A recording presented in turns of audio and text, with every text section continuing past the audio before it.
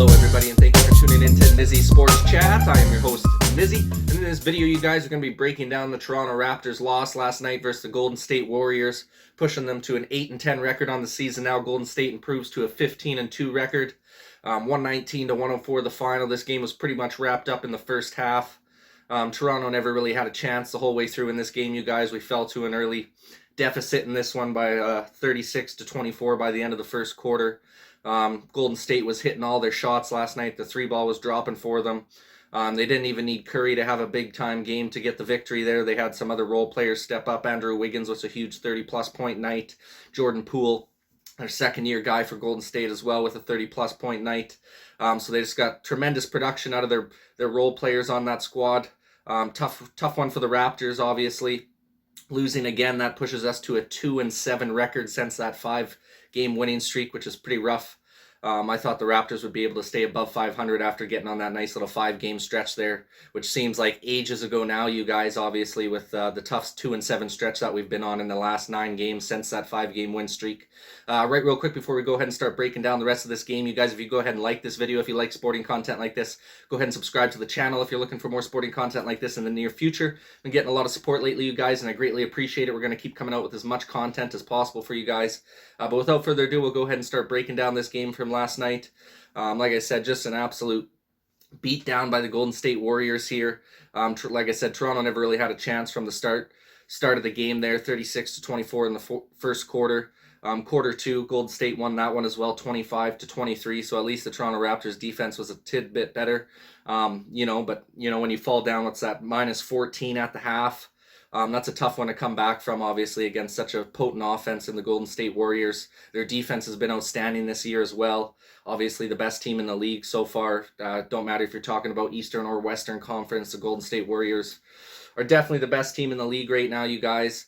And the crazy thing is they don't even have Klay Thompson back in the fold yet. He's still healing up off of his injuries. He's been out for the last 2 years, just getting some unfortunate luck in the injury department. So when he comes back in a month or two, this team is going to be absolutely nasty. I would not be surprised if we see the Warriors go on a big-time run this year and head on a deep run in the playoffs. They're looking primed and ready to roll.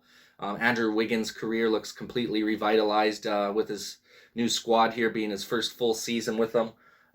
Just been outstanding. The guy's been really good on the defensive end for them. He's been draining in his shot at a high clip. Shot 12 of 20 from the field last night. Jordan Poole shot 10 of 13 for his 33 points. So the efficiency is through the roof right now for this Golden State team. Their ball movement is just through the roof. I believe they finished the night with 31 assists. I think the Raptors had 25, so a little bit less than them. But at the end of the day, they were just dominating this game. The Raptors tried to make a little bit of a push in the second half there and come back into it. Just wasn't able to get it done. Obviously, that third quarter we lost as well, 31-30, and then ended up tying them in the fourth quarter, 27 apiece. So we didn't even end up winning one quarter against Golden State. The best we did was the fourth quarter, tying them at 27. Other than that, they beat us the first 3 quarters of the game. So it's always going to be a tough one if you can't even win a quarter to be able to come out victorious in the game. So another learning lesson for the boys last night. The defense have been in shambles this last week and a half or so. I mean, we've been pretty well allowing 110 plus points per game lately over the last 5 or so games. Obviously, the one game that we did pretty decent on was Sacramento the other day, holding them to 89 points. Other than that, every team we've played over the last stretch here has been scoring 100 plus on us pretty easy. So that defense has got to improve. I mean, we got to be able to close out that 3-point shot a lot better. Allowing Golden State to shoot 48% from the 3-point line. They ended up finishing the night 22 of 45. You just can't have a shooting night like that. If you want to have a chance to win, you can't allow the other team to be shooting that high of a clip from the 3-point line.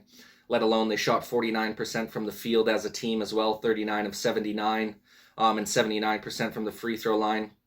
Getting there 24 times, making 19 of them on us. They also had 47 rebounds. So we weren't too bad in the rebound department. We tied them up with the rebounds. We also had 47 of our own.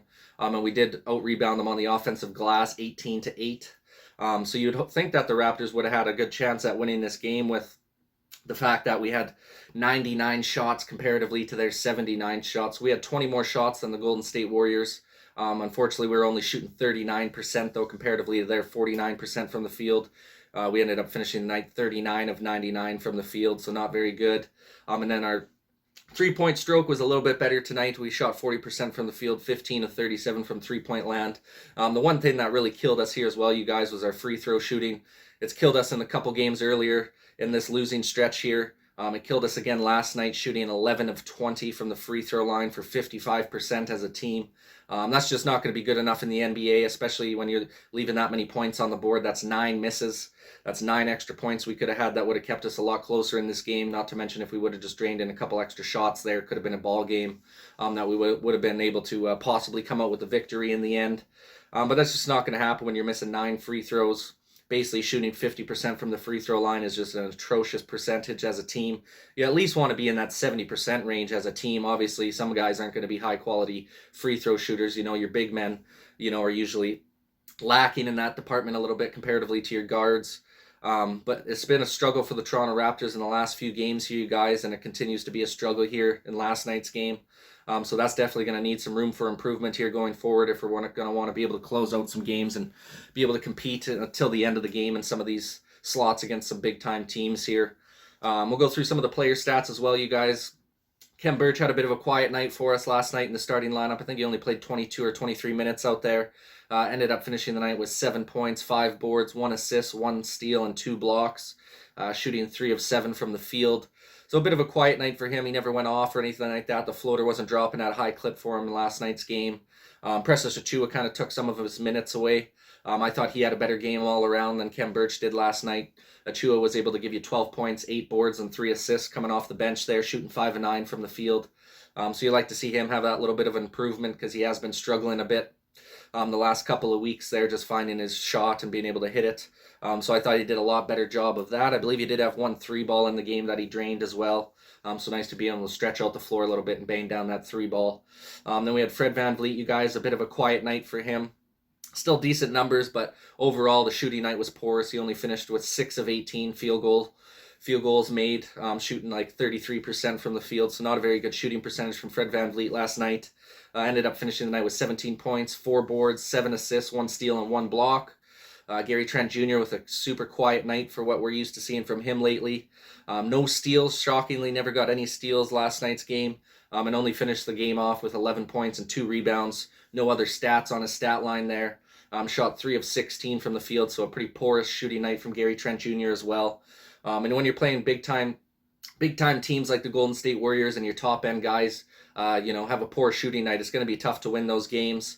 Obviously, with Freddie and Trent Jr. struggling from the field, that's not going to make things easy on the rest of the squad trying to compete for the win there. Pascal had a decent performance. Another 20-point night for him, 21 points, 6 rebounds, 2 assists, 1 steal, and 1 block, shooting 8 of 17 from the field. So you like to see him still being in a bit of a rhythm after that 32-point performance against the Kings a couple nights back. Nice to see him kind of keeping things in a flow here. Just needs a little bit of help from the rest of the squad there. Like I said, having a terrible shooting night from Gary Trent Jr. and Fred VanVleet definitely doesn't help things. Obviously, missing 9 shots from the free throw line doesn't help a lot either. Banton played 20 minutes for you last night, getting 7 points, 3 boards, 3 assists. Shot 3 of 7 from the field. So not too crazy, but just nice and steady off the bench for you there. Svi had 7 points, 1 board, and 3 assists as well, shooting 3 of 5. Boucher shot 4 of 7 from the field for you, 10 points and 5 boards. So you're getting a little bit of production off of the bench, not too bad. But at the end of the day, like I said, when your top dogs ain't scoring at a high clip or an efficient clip, they're shooting in the low 30 percentiles. It's going to be tough to win games, right? So it's going to have to bounce back. Got a big game coming up on Wednesday against the Memphis Grizzlies here, you guys. We're going to need to take advantage of the couple days of rest here and get ready for a big-time game there. And then I believe we got Indiana Pacers on Fridays and then Boston on Sunday. So it gives the Toronto Raptors a bit of an opportunity here to get back into rhythm and hopefully bang off a few wins, get back on a win streak, and get back above 500 most likely. But we'll have to see what happens. The way things are going in the NBA this year, it seems like no team is a given win right now. Any team can win any night depending on who shows up and who doesn't. It's been a lot closer this season. Obviously, even the low-end teams, they're still some bad teams down at the bottom of the league here, but they are still teams that are capable of getting wins, and they are still winning. You don't have any winless teams in the league right now. Every team's got a victory to their name here, even though there are some bad teams. You still got to watch. You still got to be on your A game every single night because you never know when another team's going to come out and have a good performance against you. Obviously, Golden State had a huge performance against us last night. Wiggins, huge performance for them, 32 points, 6 rebounds, and 3 assists, shooting 12 of 20 from the field. Very efficient clip from him. Draymond Green, quiet shooting night, only had 1 of 3 from the field for 4 points, but, contributed in other areas as he does so well with 14 rebounds and 8 assists. Real impressed that we held down Steph Curry in this game, but obviously, if you shut down their big time shooter and then allow all their role players to get off, it doesn't really work out in your favor too well. Did a great job holding down Curry, 12 points, 2 rebounds, 8 assists, and a steal, shooting 2 of 10, so only shot 20% from the field. So it was a rough night for Curry, but like I said, when you allow Wiggins and Jordan Poole to go off for 30 apiece, you're not going to have a good chance at winning that game. Jordan Poole had a 33-point performance with 4 boards and 4 assists, 10 of 13 from the field, just outstanding shooting percentage, was just banging 3 balls home, left, right, and center in last night's game. Otto Porter Jr. had a good game as well for them off the bench, 15 points, 6 boards, 1 assist, and 1 steal, shooting 5-11 from the field. So good job on the Raptors' part being able to kind of keep Curry in check there.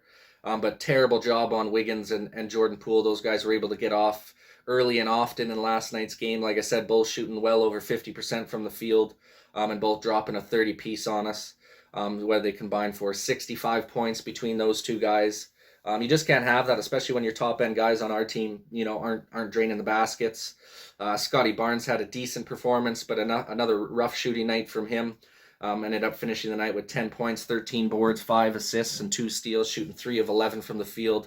You could tell he was getting a little bit bothered there, not getting some of those calls from the refs in that game. But at the end of the day, it's learning curves. It's going to be tough to get those kind of calls when you are a rookie. But I like Scottie's effort and ability to just keep battling through the tough stretches in the game. Obviously, still being super productive, having 13 rebounds for you, 5 assists, and a couple of steals. So even though his shot hasn't been dropping these last few games, he's still making a concerned effort to be making an impact on the game in other areas, which you got to love to see from one of our top-end rookies here. So that pretty much wraps it up for this video, guys. 119-104 loss to the Golden State Warriors last night.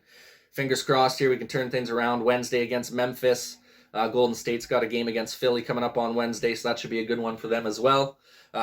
Please go ahead and drop a comment in the comments section down below. Would love your guys' opinion on how you thought the game went last night, and what do you think the Raptors' chances are of getting back on track and maybe producing a little bit of a win streak here over these next few games. Like I said, would love your guys' opinion in the comments section down below.